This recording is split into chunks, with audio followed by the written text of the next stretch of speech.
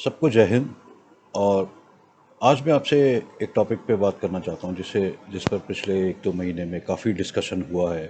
और उस टाइम जब ये सवाल पूछा जा रहा था तब मैंने यही कहा था कि थोड़ा टाइम देना चाहिए और कुछ फैक्टर्स बाहर आएंगे तब हम सिचुएशन को ज़्यादा अच्छे से समझ पाएंगे। और ये टॉपिक है, अफ़गान आर्मी इतनी जल्दी क्यों हार गई। तो इसके पीछे उस टाइम बड़ी निंदा हुई थी अफ़गान आर्मी की। अमेरिका से लेकर सभी देशों ने यही बोला था कि वो मैदान छोड़कर भाग गए, हथियार छोड़कर भाग गए, लड़े नहीं। जब वो अपने देश के लिए नहीं लड़े तो हम क्यों लड़े। लेकिन मैं उस बात पर विश्वास नहीं करना चाह रहा था, क्योंकि कारण यही था कि ये वही अफ़गानिस्तान है जिसको ग्रेवयार्ड ऑफ एम्पायर्स बोलते हैं। ये वही अफ़गान हैं जिन्होंने हमेशा बहादुरी से लड़ा है। तो कभी कभी पर्सनल ब्रेवरी सिचुएशंस को ओवरकम नहीं कर पाती। तो ये देखना ज़रूरी था कि अगर ऐसा हुआ तो क्यों हुआ।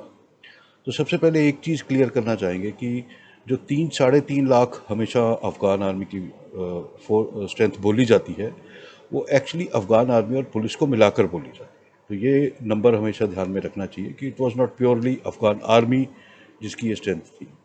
और 20 साल अमेरिका वहाँ रहा। 80 बिलियन डॉलर उन्होंने स्पेंड करे ट्रेनिंग में, इक्विपमेंट में उन पर। और स्पेशली 2011 भी और 2014 के बाद तो अमेरिका ने ऑपरेशंस करने ऑलमोस्ट बंद कर दिए थे और सिर्फ अफ़गान आर्मी ही ऑपरेशंस कर रही थी। और 95% टू 98% ऑपरेशंस तालिबान के अगेंस्ट अफ़गान आर्मी ही कंडक्ट करती थी। ओवरऑल उनकी 70,000 से 75,000 तक की कैजुअल्टीज़ हुई हैं इस वॉर में। तो एकदम से उनको ये स्टेटमेंट देना कि ये मैदान छोड़कर भाग गए, I don't think it is right. तो अपने एनालिसिस के हिसाब से मैंने ये 10 फैक्टर निकाले हैं जिनके कारण मैं मानता हूँ कि अफ़गान आर्मी की हार क्यों हुई। तो सबसे पहले था कि अफ़गान आर्मी ने क्लियर कराया था कि उनको ऑर्डर्स आए थे ऊपर से कि जो तालिबान से सरकार की डील हुई है तो आपकी बेसिस तालिबान को हैंड ओवर करते जाएं। और जैसे जैसे तालिबान आगे बढ़ते गए बहुत सारे बेसिस इनको हैंड ओवर किए गए, क्योंकि दे गॉट डायरेक्शंस, उनको डायरेक्शंस मिले ऊपर से, ऑर्डर्स मिले सरकार से कि हमारी दोहा एग्रीमेंट के अंदर काफ़ी चीज़ें हमें दोहा एग्रीमेंट की नहीं भी पता, लेकिन उसके अंदर अफ़गान आर्मी को बोला गया कि ये डील हुई है कि एक इंक्लूसिव गवर्नमेंट बनाई जाएगी और उसके आने के लिए आपस में लड़ाई झगड़े करने की ज़रूरत नहीं है, तो आप ये बेस तालिबान को हैंड ओवर कर दीजिए। तो आप थोड़ा ये दोहा एग्रीमेंट के बैकग्राउंड को अगर समझने की कोशिश करें, अमेरिका वहाँ से एग्ज़िट करना चाहता था, लेकिन वो ये भी चाहता था कि वहाँ पर उसका कंट्रोल रहे। अफ़गानिस्तान अफ़गानिस्तान में कंट्रोल रखने का बेस्ट तरीका यही था कि वो पाकिस्तान को वहाँ का कंट्रोलर एक तरह से बना दे। और पाकिस्तान के लिए बेस्ट बेट यही थी कि वो तालिबान के थ्रू ये गवर्नमेंट सिक्योर करे। तो जब ये बात पूरी प्रोसेस होनी शुरू हो गई थी, तो तकरीबन साल 2 साल पहले ही जो मुल्ला बरादर, जो अब उनके डिफैक्टो प्रेसिडेंट अनाउंस हुए हैं तालिबान के, वो पाकिस्तान की जेल में थे। तो 2018 में आई थिंक या 2019 में उनको जेल से छोड़ा गया। और साथ ही साथ 5 से 6 हज़ार फाइटर्स भी तालिबान के छोड़े गए, ये दिखाने के लिए कि गुडविल जेस्चर कि हम आपसे नेगोशिएट करने को तैयार हैं। तो जो आज आप अमेरिका की सिचुएशन देख रहे हैं कि वो तालिबान को वैलिडेट करना चाह रहे हैं या तालिबान के बड़ी ह्यूमन वे में प्रस्तुत करना चाह रहे हैं, ये प्रोसेस एक्चुअली 2-2.5 साल पहले ही शुरू हो गया था। अभी हम इसका सिर्फ एक फ्रंट देख रहे हैं जो काफ़ी विजिबल है। तो इस कारण से जब उन्होंने पहले ही तालिबान को इतना फॉर्मिडेबल बना दिया था कि उनके लीडर्स को छोड़ दिया, उनके फाइटर्स को छोड़ दिया, तो इसका मतलब ये प्लान पहले से ही था कि ये सरकार तालिबान के कंट्रोल में दी ही जाएगी। लेकिन अमेरिकन ये चाहते थे कि इस लड़ाई में अमेरिकन पर कोई हार्म ना आए, कोई उनकी कैजुअल्टी ना हो। तो इस कारण उन्होंने दोहा एग्रीमेंट के जो 2 मेन प्रिंसिपल थे कि तालिबान कभी भी अमेरिकन फोर्सेस पर अटैक नहीं करेंगे, और दूसरा वो अपने एरिया में अफ़गानिस्तान में किसी टेररिस्ट ऑर्गेनाइजेशन को पनाह नहीं देंगे या ट्रेनिंग के लिए जगह नहीं देंगे, सपोर्ट नहीं देंगे। तो तालिबान ने ये मेंटेन करा साल 2 साल। दूसरा फैक्टर ये है इससे रिलेटेड ही कि जब तालिबान के लीडर्स बाहर आ गए, उनके फाइटर्स बाहर आ गए और उनको ये समझ आ गया कि आने वाले टाइम में कंट्रोल हमारे पास ही आने वाला है, क्योंकि उनको दिख गया था, नहीं तो हमें छोड़ के नेगोशिएशन शुरू नहीं होती। तो यही कारण था कि उन्होंने अपनी जो प्लानिंग है वो नए जोश से शुरू कर दी। तो तालिबान के पास तकरीबन साल से 1.5 साल था एक एक एरिया के ऑपरेशन को प्लान करने का। कहाँ किस सेक्टर से शुरू करेंगे, किस प्रोविंस की तरफ जाएंगे, और इस सारे में पाकिस्तान का सपोर्ट नेचुरली था ही उनके साथ। तो ये जो 1.5 साल का उनको लीड टाइम मिला, साल 1.5 साल का, जिसमें उन्होंने अपनी आर्मामेंट्स इकट्ठे करे, अपने ग्रुप्स ट्रेन करे, अपने फाइटर्स तैयार करे, ये बहुत ही मेजर फैक्टर है। क्योंकि अफगान आर्मी को नहीं पता था कि आने वाले टाइम में कैसे होने वाला। उनको पता था एग्जिट हो रहा है, पर लड़ाई ऐसे बैकफुट पर लड़ी जाएगी ये उनको नहीं अंदाज़ा था कि जैसे ही आएंगे और हमें एग्जिट करना पड़ेगा। थर्ड पॉइंट जो मैं मानता हूँ कि, और ये बहुत क्रिटिकल है, कि जब अमेरिकन फोर्सेस वहाँ से गई, वो वहाँ से अपना सारा सपोर्ट सिस्टम ले गई। सपोर्ट सिस्टम से मतलब मोस्टली जो आर्मर्ड व्हीकल्स हैं, हमवीज हैं, और स्पेशली एयरफोर्स है। एयरफोर्स में एक जहाज़ और एक पायलट के पीछे आराम से 30 40 50 मेंटेनेंस क्रू होता है। अब आप ये सोचिए, अगर वो 30 40 50 लोग गायब हो गए रातों रात, तो वो एयरफोर्स की एफिशिएंसी बिल्कुल ख़त्म हो गई। इनके पास तकरीबन 100 150 जहाज़ थे, 150 के आसपास, और 300 325 पायलट थे, जो कि अपने आप में एक बहुत ही कम स्ट्रेंथ है इसको मैनेज करने के लिए। तो लेकिन उसमें भी अगर आप अपना सपोर्ट स्टाफ ले जाएंगे, जो सिविलियन कॉन्ट्रैक्टर्स थे, जो एयर बेसिस को मेंटेन करते थे, एमनीशन प्रोवाइड करते थे, इंटेलिजेंस दे, वो सारे के सारे एकदम चले गए। और जो अफ़गान फोर्सेस हैं वो एकदम इक्विपमेंट पड़ा है पर उसे यूज़ नहीं कर सकते, क्योंकि वो स्टेज आ गई थी। और दूसरी बात इसी में ये है कि जो तालिबान के अगेंस्ट ऑपरेशंस 20 साल किए अमेरिकन आर्मी ने, अफ़गान आर्मी को वैसे ही ट्रेनिंग मिली थी। आप ये अफ़गान आर्मी जो उन्होंने बिल्ड करी, वो अपनी मिरर इमेज में करी। तो अफ़गान आर्मी जितनी उनके साथ ऑपरेट करी, उनको यही समझ आया कि ये ऑपरेशंस ऐसे करे जाते हैं। ऐसे जब आप टीम आगे भेजते हो, ऐसे आपके पास इंटेल आता है लैपटॉप पर, ऐसे आपके टेलीफोन, ऐसे आपके सैटेलाइट फ़ोन होते हैं, ऐसे आपका एयर कवर आता है।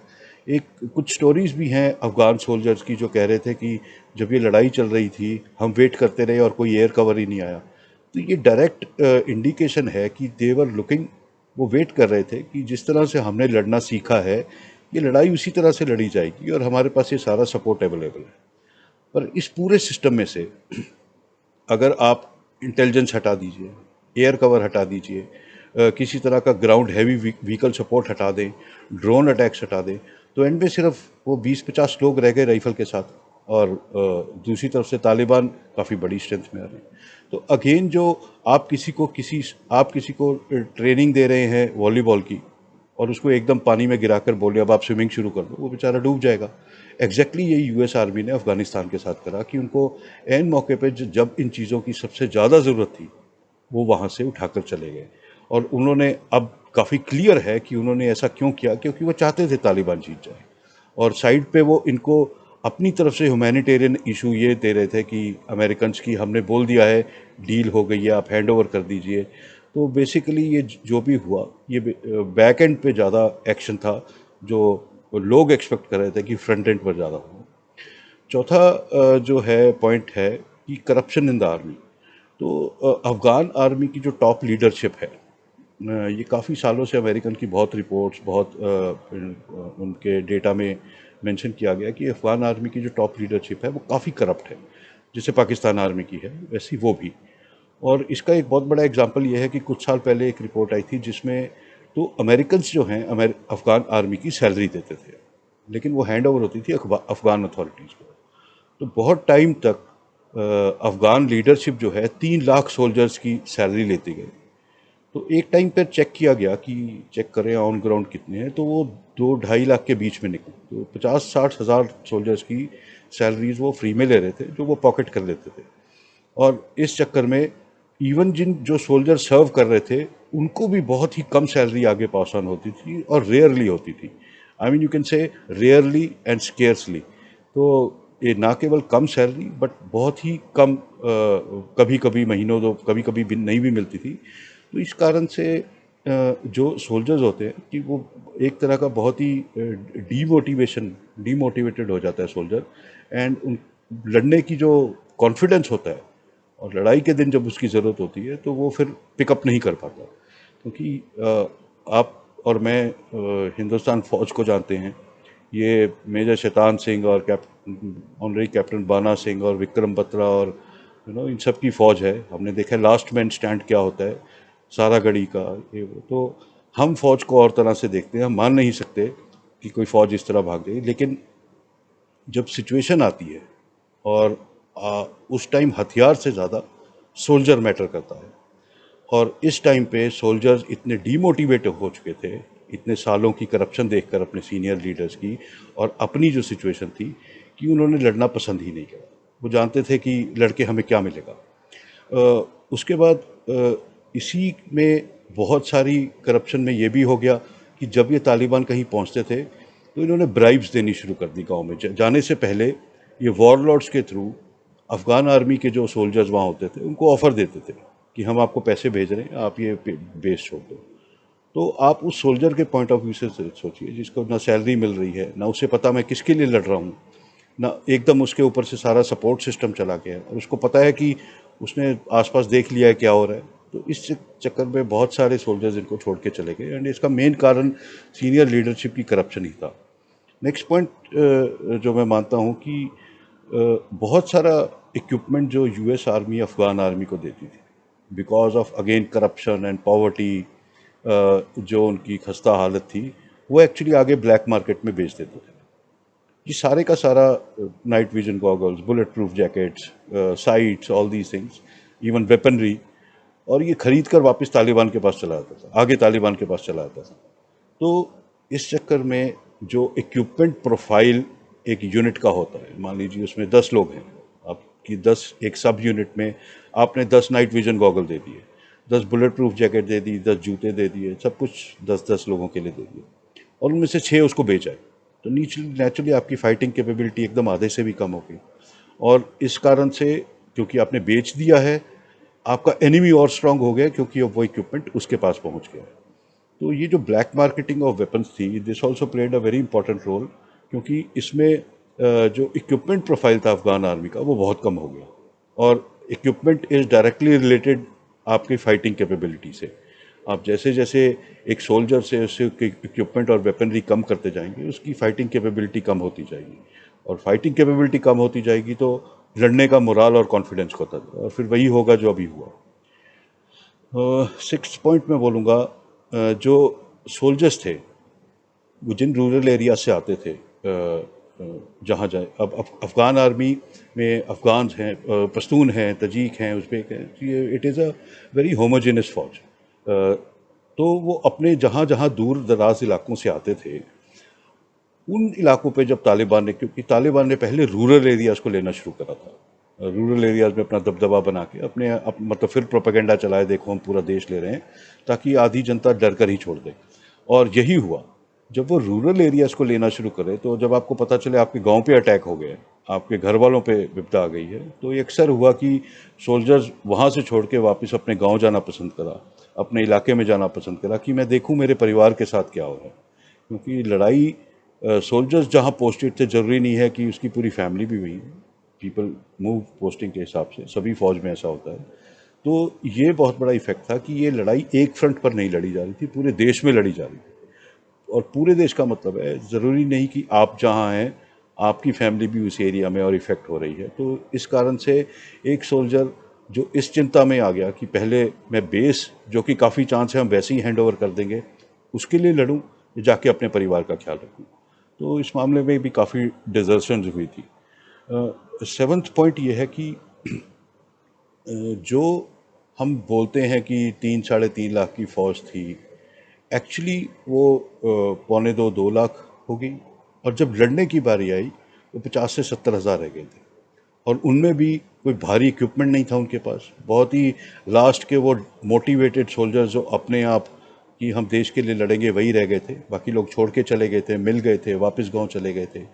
तो एंड में कहने को नंबर्स ऐसे हमेशा कैलकुलेट, लोग बोलते हैं 60-70 हज़ार तालिबान थे और 3.5 लाख की फ़ौज, ऐसा नहीं था। जब एक्चुअली लड़ाई की बारी आई तो वो मुश्किल से 70,000 अफ़गान आर्मी भी नहीं थी जो उनको फेस कर रही थी, और वो भी इतनी ज़्यादा डिस्ट्रीब्यूटेड थी across the country. I mean Afghanistan कोई छोटा देश नहीं है, आप अगर उसकी जोग्राफी को देखें, आप 70,000 लोग तो इंडिया की एक कॉलोनी, तो दो चार कॉलोनी के मिलके शायद हों, जैसी हमारी पॉपुलेशन, उसको उनको एक पूरे देश में स्प्रेड करने की कोशिश करें, तो आप खुद ही सोच सकते हैं कितने थोड़े बेसिस पर कितने थोड़े थोड़े लोग रह जाएंगे। तो इससे अगला पॉइंट निकल कर ये आता है कि रीइंफोर्समेंट की कैपेबिलिटी बिल्कुल पॉसिबल नहीं थी। तो कई बार क्या होता है कि आप अपने दुश्मन से लड़ रहे हैं, लड़ाई चल रही है, आप एक आपकी स्ट्रेंथ है एक उनकी, और लड़ते लड़ते एक स्टेज आ जाती है जब आपको रीइंफोर्समेंट की ज़रूरत है, और अगर रीइंफोर्समेंट आ जाए तो आप डेफिनेटली दुश्मन को हरा देंगे। लेकिन इनके पास ऐसा कोई चांस नहीं था, कोई सेंट्रल कमांड एंड कंट्रोल नहीं था। सेंटर की गवर्नमेंट ने हाथ खड़े कर दिए थे, इनके चीफ को निकाल दिया, कभी रोज़ मिनिस्टर्स चेंज हो रहे हैं, किसी को कुछ नहीं पता था हमें किससे रिक्वेस्ट करनी है रीइंफोर्समेंट के लिए या एयर सपोर्ट के लिए वो। और जब ये थोड़ी सी फौज बुरी तरह स्प्रेड आउट छोटे छोटे पॉकेट्स में लड़ रही थी और इनको कोई रीइंफोर्स नहीं मिली, तो कई बार जेन्युइन लड़ाई में भी दे गॉट ओवरवेल्म कि एक्चुअली तालिबान इस नंबर में आए कि इनको हरा दिया। आपने वो वीडियो भी देखा होगा जिसमें इनके स्पेशल फोर्सेस के अराउंड 15-20 लोगों ने सरेंडर करा था, और तालिबान ने वहीं उनको गोली मार दी थी, which is a war crime actually, you know. और ऐसा नहीं था कि वो लड़ नहीं रहे थे, वो दिनों तक लड़ते रहे। पर एक स्टेज आती है, आपका एमनीशन ख़त्म हो गया, आपका खाना ख़त्म हो गया, आपका राशन खत्म, आपके पास कोई सपोर्ट नहीं है, आप चारों तरफ से घिर चुके हैं, कोई इवैक्यूएशन नहीं आ रहा, कोई एयर सपोर्ट, तो फिर उस कारण उन्होंने तालिबान पर भरोसा करके सरेंडर किया और उनको वहीं मार दिया। उसके बाद 8th पॉइंट मैं बोलता हूँ, पाकिस्तान का इसमें बड़ा क्रिटिकल रोल रहा। जब भी कोई जो ये आर्मी ट्रेन करी थी अमेरिकन ने, ये काउंटर इंसर्जेंसी ऑपरेशंस के लिए ट्रेन करी थी, काउंटर टेररिज्म ऑपरेशंस के लिए, जो कि एक बहुत ही डिफरेंट तरह के ऑपरेशंस होते हैं, जिसमें मैंने खुद बहुत लीड करे हैं, तो उसमें और कन्वेंशनल लड़ाई में ज़मीन आसमान का फ़र्क होता है। अब जब तालिबान ने इनके बेसिस पर शहरों पर अटैक करना शुरू करा, ये एक तरह का कन्वेंशनल वॉर हो गया, जिसको आप एक डिफेंस बनाकर बैठे हैं और सामने से कोई अटैक के लिए आ रहा है, तो उसकी पूरी प्लानिंग होती है, उसकी पूरी ट्रेनिंग होती है, उसके लिए इक्विपमेंट होता है, उसके लिए सपोर्ट सिस्टम होता है। वो एक पूरी अलग तरह से अलग चैप्टर है मिलिट्री स्टडीज़ का और कॉम्पिटेंसी का।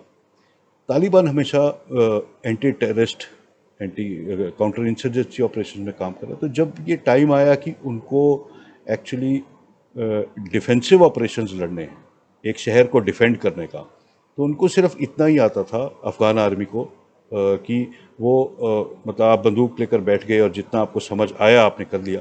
देयर वाज नो लीडरशिप जो उनको गाइड कर सकती थी कि कन्वेंशनल ऑपरेशंस ऐसे भी लड़े जा सकते हैं, क्योंकि सालों साल लग जाते हैं। आप एनडीए से हम ट्रेनिंग लेना शुरू करते हैं और जनरल साहब तक जब तक जाते हैं, इन्हीं की पढ़ाई चलती रहती है कि कैसे इन ऑपरेशंस को और अच्छे से करा जाए। और ये जो स्ट्रेंथ थी तालिबान को पाकिस्तान आर्मी ने दी। तालिबान वॉज कंटिन्यूसली, उनको सपोर्ट मिलता गया, गाइडेंस मिलती गई, लीडरशिप से गाइडेंस मिलती गई कि आप इसको, इस शहर को ऐसे घेरें, ये ऑपरेशन ऐसे करा जाएगा। उससे बहुत ज़्यादा फ़र्क पड़ जाता है जब पाकिस्तान भी एक बड़ी और प्रोफेशनल आर्मी है, जहाँ तक लड़ाई की बात है, उन्होंने भी लड़ाइयाँ लड़ी हैं। तो अगर वो अपना सारा नॉलेज एक फ़ाइटिंग फ़ोर्स को दे दें, तो वो फ़ाइटिंग फ़ोर्स के लड़ने का तरीका ही बिल्कुल बदल जाता है, जो कि अफ़गान आर्मी के पास जब उनको ज़रूरत थी, ना अमरीकी थे गाइड करने के लिए, ना ही उनको वैसे ट्रेन करा गया। तो जब कन्वेंशनल ऑप्स की बारी आई, डिफेंस अटैक की, तब उनका हाथ तंग रह गया, उनको समझ नहीं आया कि इसको नेगोशिएट कैसे करा जाए। फिर एक और जो 9th पॉइंट है, मैं मानता हूँ कि तालिबान ने जब अफ़गान आर्मी पर अटैक किया, तो जितने भी लड़ने वाले फाइटर्स थे, वो ऐसा नहीं था कि वो बहुत एक्सपीरियंस्ड और ओल्ड सोल्जर्स थे। जब पिछले 10-15 साल में अफ़गान आर्मी की 70-75 हज़ार कैजुअल्टीज़ हो चुकी हैं, डिजर्शंस हो चुकी हैं, तो आप समझ सकते हैं कि इनका रोटेशन रेट बहुत हाई था, जिसको कॉर्पोरेट में कई बार बोलते हैं एचआर वाले एट्रिशन रेट, तो उस कारण से जितने भी लोग आते हैं वो 2 साल पुराने, 1 साल पुराने, 3 साल पुराने, और वो अपने अपने बेसिस पर ऑपरेट करते गए, और जो उनको लिमिटेड अंडरस्टैंडिंग थी, लिमिटेड नॉलेज थी, लिमिटेड एक्सपीरियंस था, जबकि तालिबान बहुत सालों से लड़ रहे थे, तो वो भी एक बहुत बड़ा मिसमैच था। और दूसरा एक चीज़ हमेशा याद रखिएगा, जैसे अगर हम कहते हैं, जैसे यूके ने हेमलैंड, जब उनको इलाका दिया गया था, हेमलैंड प्रोविंस, जब नेटो फोर्सेस आई थी, पहली बार वहाँ 3 से 3,500 फौज को लेकर आए थे वो। उसमें से एक्चुअली फाइटिंग फोर्स सिर्फ 500 से 600 की थी। तो जब भी एक आर्मी को हम इमेजिन करते हैं, एक लेमैन में हम हमेशा एक फौजी को एक फाइटिंग सोल्जर समझते हैं, लेकिन एक सोल्जर के पीछे सपोर्टिंग स्टाफ होता है, उसका एडमिन स्टाफ होता है, हेडक्वार्टर्स होते हैं, तरह तरह के हेडक्वार्टर्स होते हैं। तो एक्चुअली ऐसा नहीं है कि वो 1,00,000 2,00,000 की सारी फाइटिंग फोर्स ही थी, उनका भी अपना एडमिन स्टाफ था जो actually was not participating in the fight. तो given high rotation rates and lack of fighting soldiers पूरी आर्मी में, this also became a very big reason. और टेंथ जो फाइनल रीज़न मैं ये बोलूँगा कि मैं साइकोलॉजिकली एक अफ़गान सोल्जर को समझने की कोशिश आप कर सकते हैं कि जब तालिबान आपके शहर की तरफ आ रहे हैं, आपने अपने पूरे डिफेंस लगा लिए, तैयारी कर ली, अफ़गान कल्चर में लोकल वॉरलॉर्ड्स जिनको बोलते हैं, ट्राइबल लीडर्स, उनका काफ़ी दबदबा होता है। वो अपने आप में ही 20, 50, 100, 500 फाइटर्स इकट्ठा रखने की कैपेबिलिटी रखते हैं।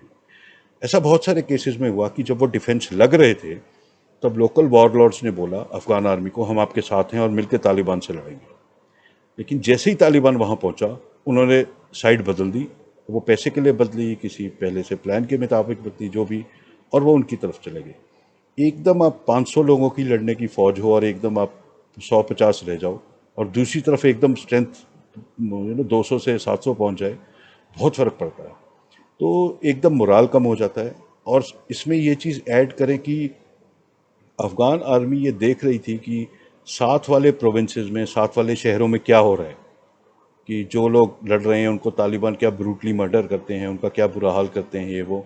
तो उनके पास यही एक होप थी कि भाग जाओ, पकड़े मत जाओ, क्योंकि ये इस सरेंडर में कुछ जिन्होंने भी करा, इन्होंने उनको भी मार दिया।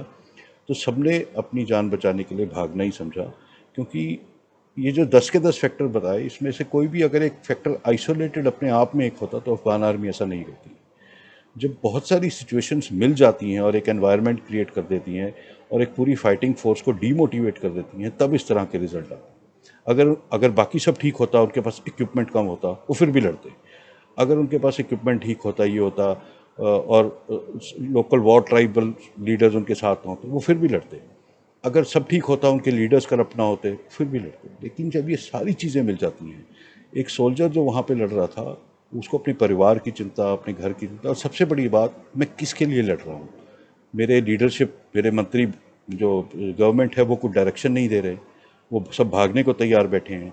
मेरे सीनियर लीडर्स करप्ट हैं। कोई चैनल, जो चेन ऑफ कमांड है वो नहीं है, कोई चैनल नहीं है जहाँ से मैं सपोर्ट मांग सकूँ, कोई रीइंफोर्स नहीं है। तो वन कैन अंडरस्टैंड कि why it reached a stage कि Afghan army perform so badly. So that is my take on that. मैं यही कहना चाहूँगा, और थैंक यू वेरी मच आज के लिए। जय हिंद।